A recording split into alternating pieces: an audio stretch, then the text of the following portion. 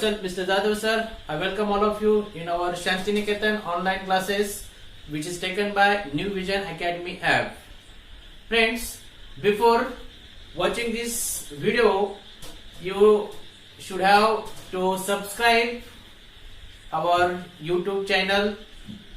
Friends, in this video we are going to learn very important chapter of English grammar. For it is important for class 8, class 9, class 10 because it's depend on other English grammars activities. So friends, there is the chapter which is called sentence. What is mean by sentence? So at the beginning there is the definition of sentence. Now look at the first definition.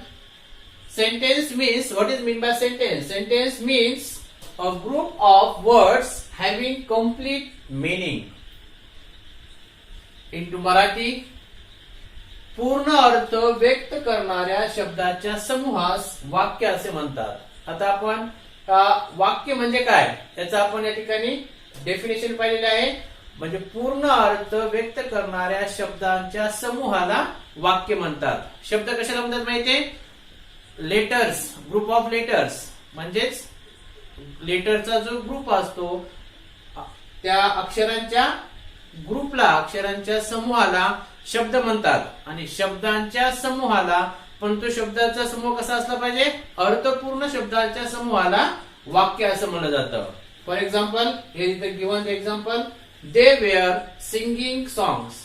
There are 1, 2, 3, 4 words and this is the group of words. They were singing song and it gives the complete meaning. So it is a sentence. And each and every sentence have subject, verb, object, complement. Mostly each and every sentence must have verb. प्रत्येक वाक्यामध्ये verb असतच. Verb शिवाय वाक्यच तयार होत नाही. मग आता आपल्याला अशा वाक्याचे प्रकार पाहायचे. There are mainly 4 types of sentence in English. English मध्ये मुख्य 4 प्रकार आहेत. And I have given here that 4 sentences, type of sentences. Now look at kinds of sentences. Look at the first.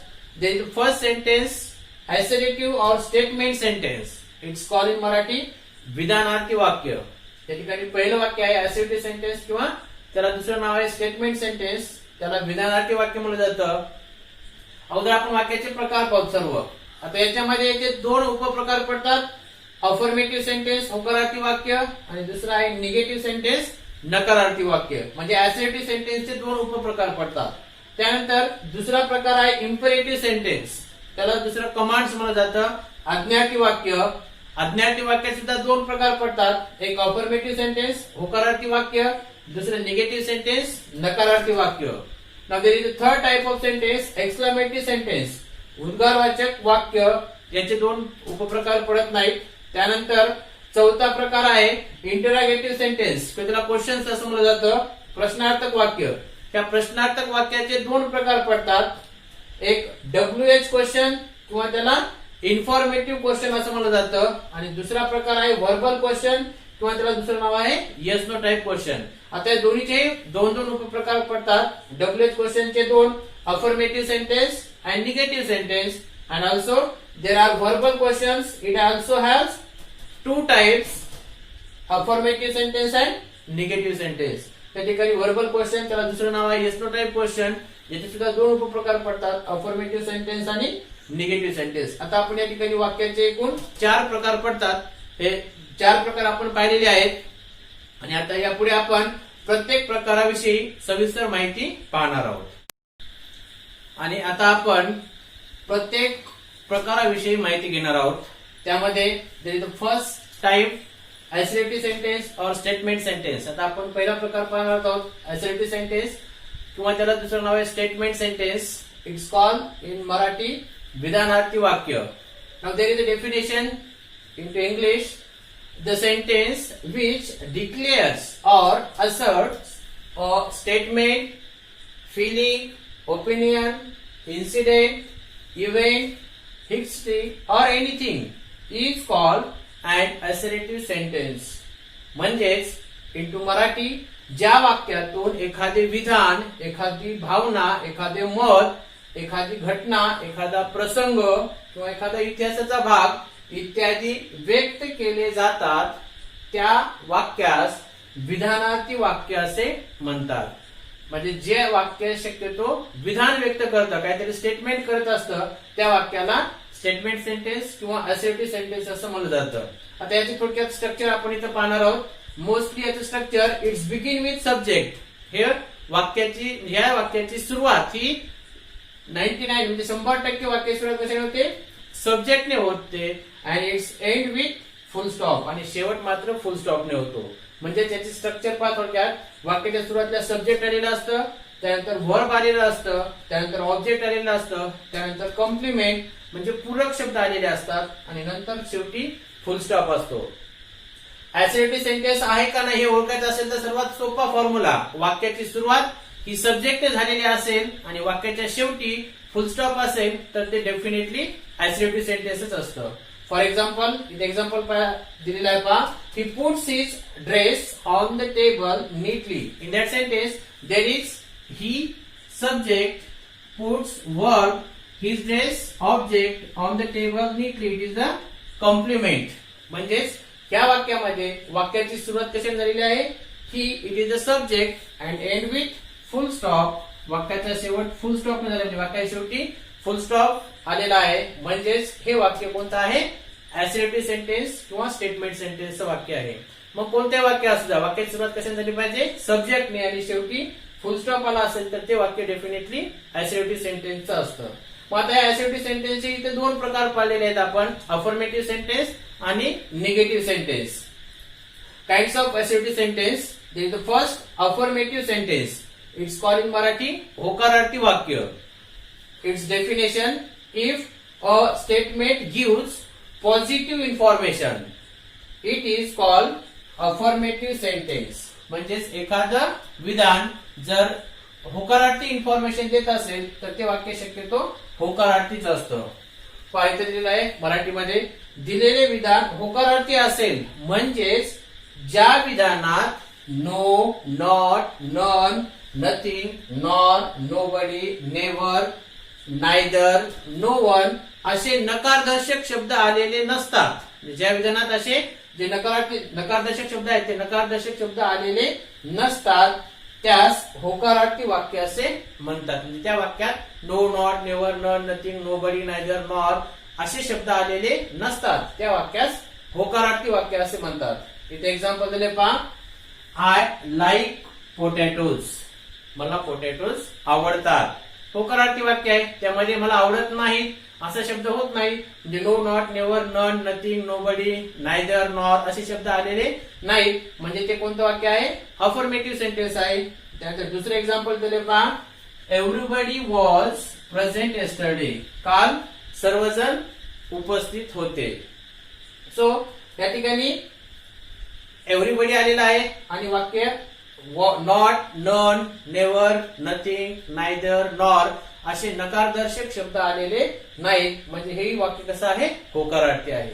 मग याचा दुसरा प्रकार आहे असर्टिव्ह सेंटेन्सचा निगेटिव्ह सेंटेन्स. आपण पहिला अफर्मेटिव्ह सेंटेन्स, दुसरा निगेटिव्ह सेंटेन्स म्हणजेच नकारार्थी वाक्य.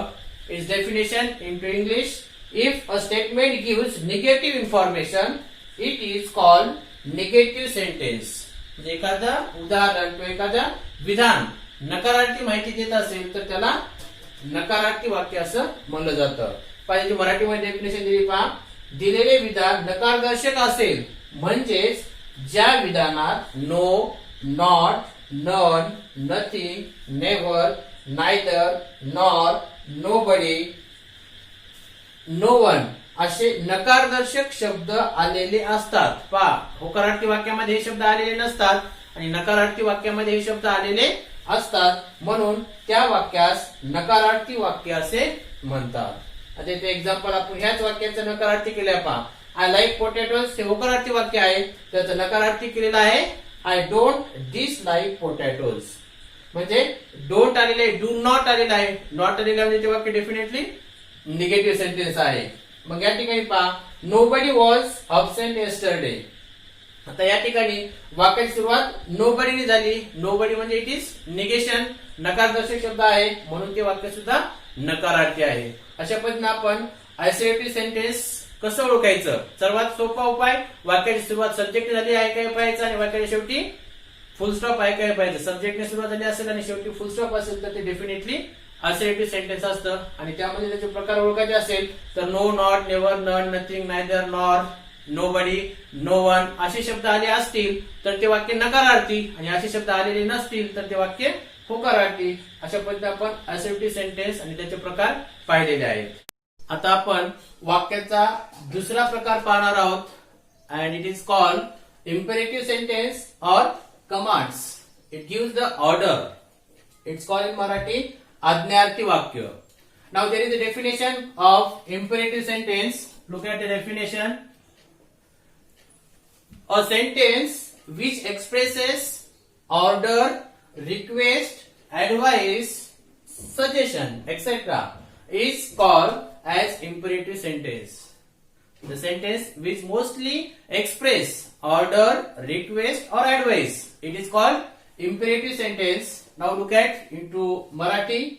ज्या वाक्यातून आज्ञा, विनंती, सल्ला, सूचना, प्रार्थना, याचना किंवा ताकद इत्यादी व्यक्त केल्या जातात त्या वाक्यास आज्ञार्थी वाक्य असे म्हणतात. ज्या वाक्यातून जास्तीत जास्त करून आज्ञा, विनंती आणि सल्ला इत्यादी गोष्टी व्यक्त होतात त्या वाक्यास आज्ञार्थी वाक्य असे म्हणतात. Now how to identify that imperative sentence. मग इम्पेरेटिव्ह सेंटेन्स आपण ओळखायचं कसं यासाठी एक ओळ तिथे दिली आपण तुमच्यासाठी. आज्ञार्थी वाक्य हे प्रामुख्याने मुख्य क्रियापद लक्षात घ्या, मेन वर्ब, डोंट, प्लीज आणि लेट इत्यादीने सुरू होते. लक्षात घ्या, आज्ञार्थी वाक्य कशाने सुरुवात होते? मेन वर्ब, डोंट, प्लीज आणि लेट इत्यादी पैकी शब्दाने सुरू होते व आज्ञार्थी वाक्याच्या शेवटी पूर्णविराम म्हणजे फुल स्टॉप येतो. लक्षात घ्या, imperative sentence begin with main verb, please, don't or let and its end with full stop. So that is definitely imperative sentence. जर एखादं वाक्य तुम्हाला कन्फ्युजन मध्ये वाटत असेल की आज्ञार्थी वाक्य आहे का नाही तर पाहायचं ते वाक्य मुख्य क्रियापदाने सुरुवात झाले का, किंवा ते वाक्य प्लीज ने सुरुवात झाले का, किंवा ते वाक्य डोंट ने सुरुवात झाले का, किंवा ते वाक्य लेट एलईटी फक्त लेट लेट्स नाही एलईटी लेटने सुरुवात झाली काय पाहायचं आणि त्या वाक्याच्या शेवटी फुल स्टॉप आहे काय पाहायचं. एवढं जर असेल तर ते वाक्य डेफिनेटली इम्पेरेटिव्ह सेंटेन्सचं असतं. मग इथे एक्झाम्पल दिले इम्पेरेटिव्ह सेंटेन्सचे. It's begin with main verb म्हणलेला वाक्य सुरुवात कशाने होते? मुख्य क्रियापदे. Open the door. In that sentence open it is main verb. Now look at the second.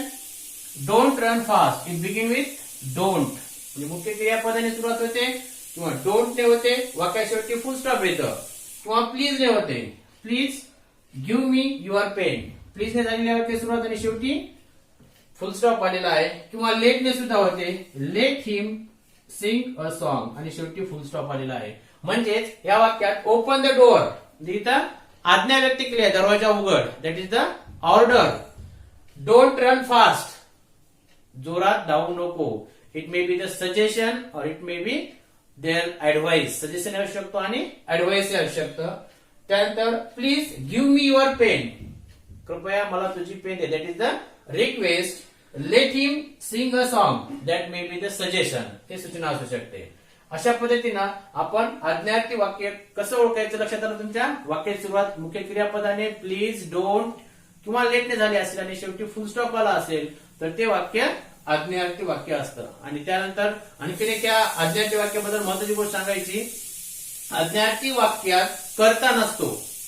There is no subject. त्या वाक्यात ओपन द डोअर सब्जेक्ट दिसायला का नाही, पण त्या वाक्यात कर्ता हा हिडन असल्यासारखा असतो. म्हणजेच आपण आता मी म्हणत आहे ओपन द डोअर, तर मी ऑर्डर देत आहे म्हणजे ती ऑर्डर कोणी करणार आहे, कोणी फॉलो करणार आहे?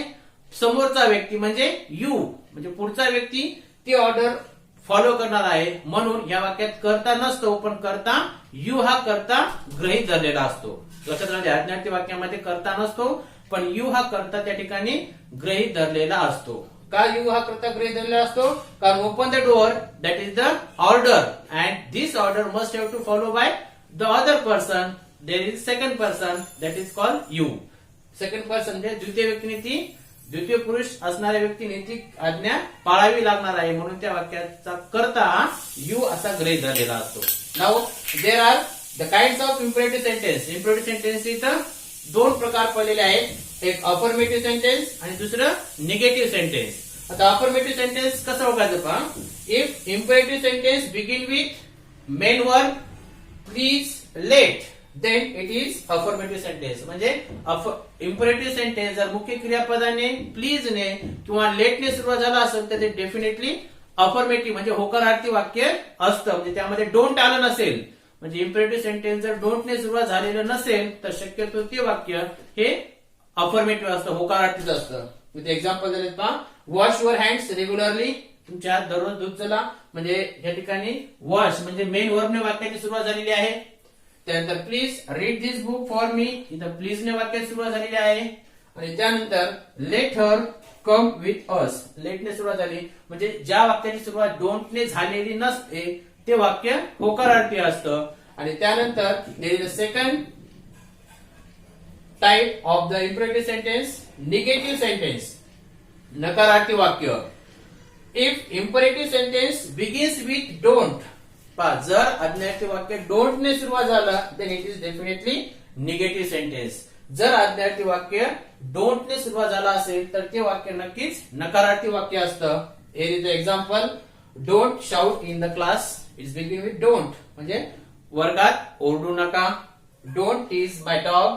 माझ्या कुत्र्यांना चिडवू नका. That is negation at the beginning don't. So it is definitely negative sentence. लक्षात आलं. आज्ञार्थी वाक्य कसं ओळखायचं. वाक्य सुरुवात main verb please don't let ने झाली असेल आणि वाक्या शेवटी फुल स्टॉप आला असेल तर ते डेफिनेटली आज्ञार्थी वाक्य असतं. आणि वाक्यात डोंट ने सुरुवात झाला असेल तर ते डोंट ने सुरुवात झालेलं वाक्य नकारार्थी असतं. आणि विदाउट डोंटचं जे वाक्य असेल ते वाक्य होकारार्थी असतं. Now we are going to learn the third type of sentence which is called exclamatory sentence. It's called in Marathi उद्गारवाचक वाक्य. Its definition in English: an exclamatory sentence expresses some sudden strong emotions or excitements. Its definition into Marathi: ज्या वाक्यात आनंद, दुःख, आश्चर्य, भीती, खेद इत्यादी तीव्र भावना व्यक्त केल्या जातात त्यांना उद्गारवाचक वाक्य असे म्हणतात. The sentence which expresses sudden, strong emotions such as the happiness, sadness, surprise, fearness, etc. It is called exclamatory sentence. आता पाय उद्गारवाचक वाक्य म्हणजे काय. त्या वाक्यातून अतिशय तीव्र अशा तीव्र स्वरूपाची भीती, तीव्र स्वरूपाचे आश्चर्य, तीव्र स्वरूपाचं दुःख इत्यादी व्यक्त करण्यासाठी या वाक्याचा वापर केला जातो. फॉर एक्झाम्पल आपण रस्त्याने चालत असाल तर अचानक आपल्या समोर साप आला तर आपण सहजपणे शब्द भीतीदायक शब्द उद्गारतो. Oh my god. That is exclamatory sentence. किंवा आपण रस्त्याने चालत असाल आणि उंच बिल्डिंग आपल्याला पाहायला भेटली तर आपण म्हणतो what a tall building it is. This are the exclamatory sentence. म्हणजे मनातील तीव्र भावना एकदम उत्कट पद्धतीने व्यक्त केल्या जात असतील तर त्यावेळेस एक्सक्लामेटरी सेंटेन्स वापरावं लागतं. आता इथं कधी कधी एक्सक्लामेटरी सेंटेन्स म्हणजे काय किंवा कसं ओळखायचं पहा. उद्गारवाचक वाक्य मुख्यतः व्हॉट किंवा हाऊ ने सुरू होते आणि वाक्याच्या शेवटी उद्गारवाचक चिन्ह येतं. इट्स बिगिन विथ व्हॉट और how and it's end with exclamation mark. आणि कधी कधी वाक्यात म्हणजे कधी कधी व्हॉट न सुरू न होता कधी कधी वाक्यामध्ये अलास, ओ, एंडी, हुश, ब्रावो, हरे, हरी इत्यादी सारखे केवळ प्रयोगी अव्यय किंवा याला इंटरजेक्शन्स म्हणलं जातं. हे इंटरजेक्शन्स आलेले असतात तेव्हा ते संपूर्ण वाक्य उद्गारवाचक वाक्य समजावे लागते. म्हणजे पहा कधी कधी मोस्टली वाक्य सुरुवात व्हॉट किंवा हाऊ ने होते. फॉर एक्झाम्पल इथे एक्झाम्पल आहे पहा. What a tall building it is. It's begin with what and end with exclamation mark. जे वाक्य व्हॉट किंवा हाऊ ने सुरुवात होतं आणि वाक्याच्या शेवटी एक्सक्लामेशन मार्क आलेला असतं, उद्गारवाचक चिन्ह आलेलं असतं ते वाक्य एक्सक्लामेटरी सेंटेन्स असतं. इथं what a tall building it is. How beautiful you are. Here begins with how and end with exclamation mark, then it is exclamatory sentence. And sometime कधी कधी वाक्यामध्ये इंटरजेक्शन्स आलेले असतात, केवळ प्रयोगी अव्यय, सच एज अलास, ओ, Indeed, हुश, Bravo, हरे, हरी यासारखे केवळ प्रयोगी अव्यय किंवा त्याला इंटरजेक्शन्स म्हणलं जातं, ते आलेले असतात. फॉर एक्झाम्पल इथे एक्झाम्पल दिलेत पहा. हरी हा एवढंच इंटरजेक्शन या ठिकाणी आलेला आहे, पण बाकीचं जे वाक्य आहे वी ओन द मॅच हे शक्यतो अफर्मेटिव्ह सेंटेन्स, शक्यतो असर्टिव्ह सेंटेन्स आहे. पण इथं केवळ प्रयोगी अव्यय आल्यामुळं हे संपूर्ण वाक्य hurray we won the match हे संपूर्ण वाक्य एक्सक्लेमेटरी सेंटेन्स गृहीत धरायचं असतं. तसं इथं पुन्हा दुसरे काय आलेलं आहे, अलास. अलास हे दुःख व्यक्त करण्यासाठी वापरलं जाणार इंटरजेक्शन्स आहे.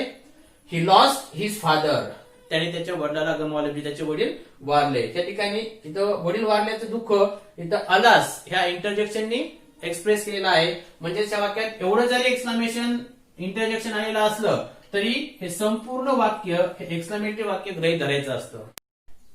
Now we are going to learn the third type of sentence which is called fourth type of sentence which is called interrogative sentence. आता आपण चौथ्या प्रकारचा वाक्याचा प्रकार पाहणार आहोत, that is called interrogative sentence. It is called also questions, प्रश्नार्थक वाक्य. आता या प्रश्नार्थक वाक्याचे दोन टाइप्स आहेत. There are two types of interrogative sentence.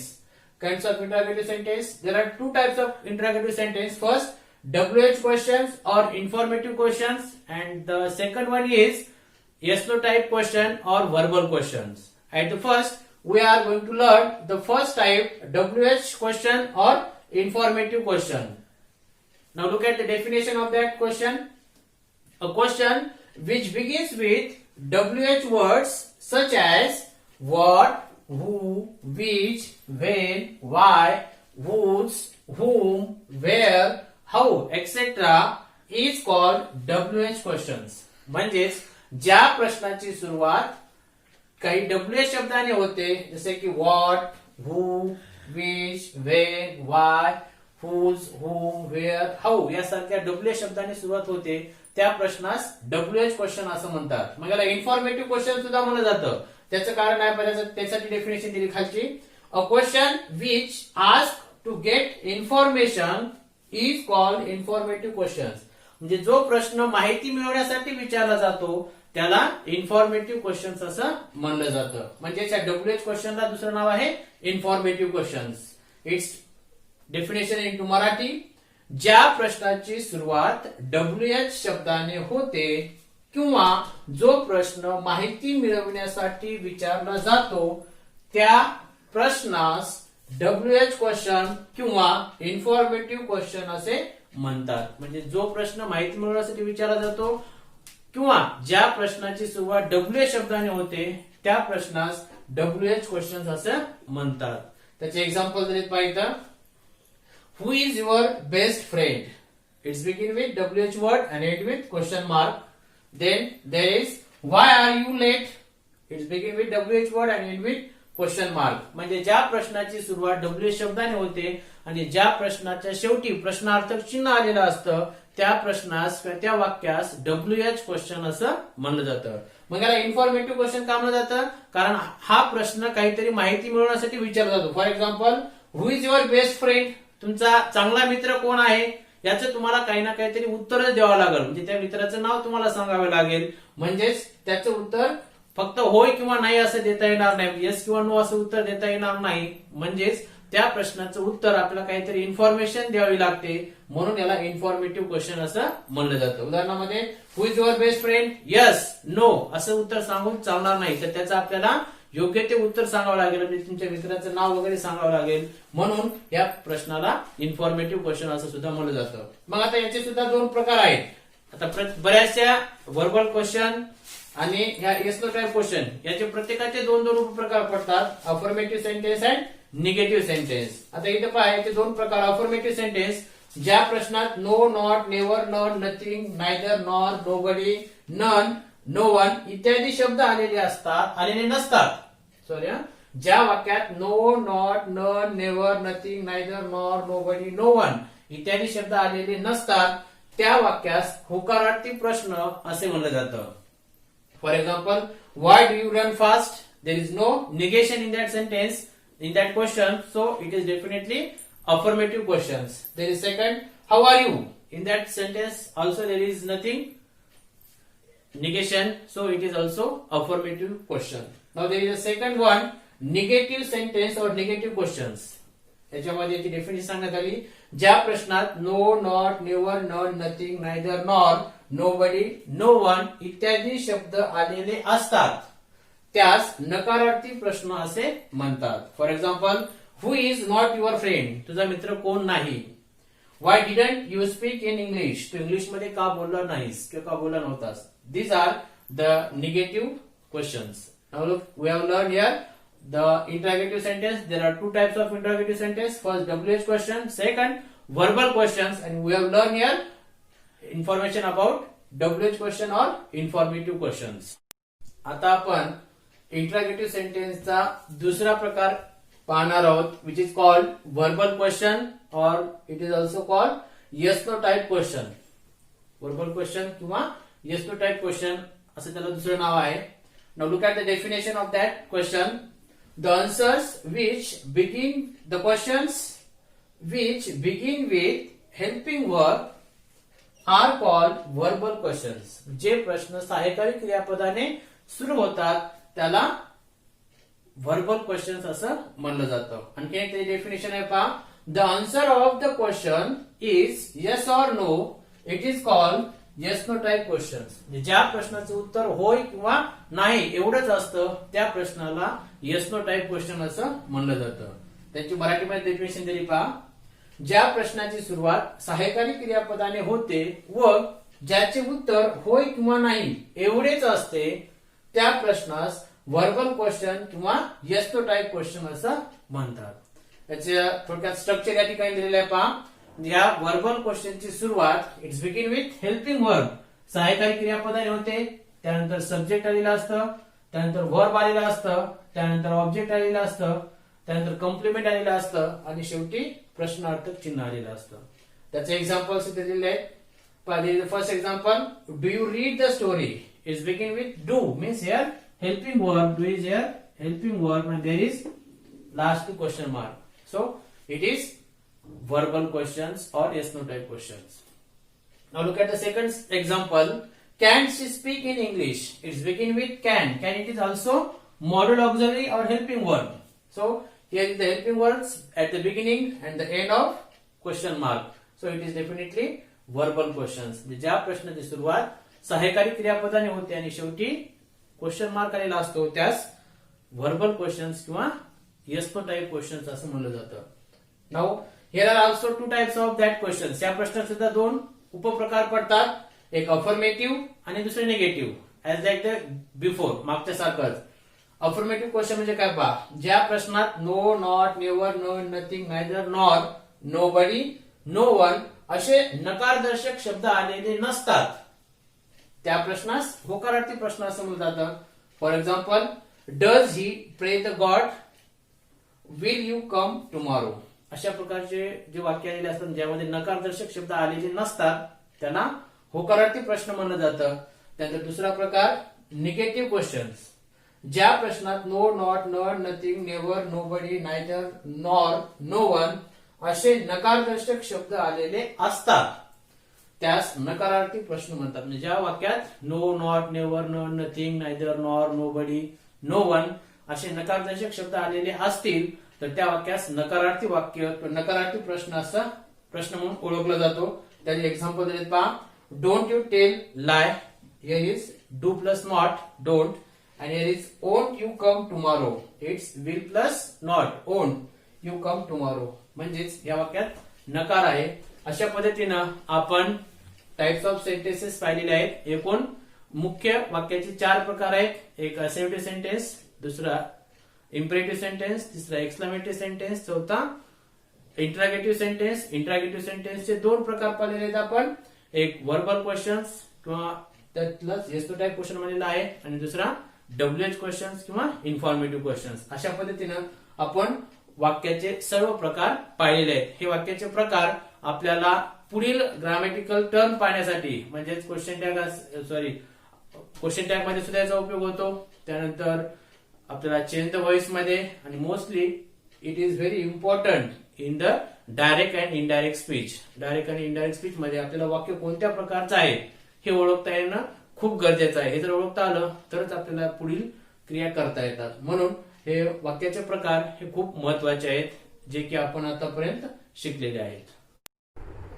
तर विद्यार्थी मित्रांनो, तुम्हाला हा व्हिडिओ आवडला असेल तर सबस्क्राईब करायला नक्कीच विसरू नका.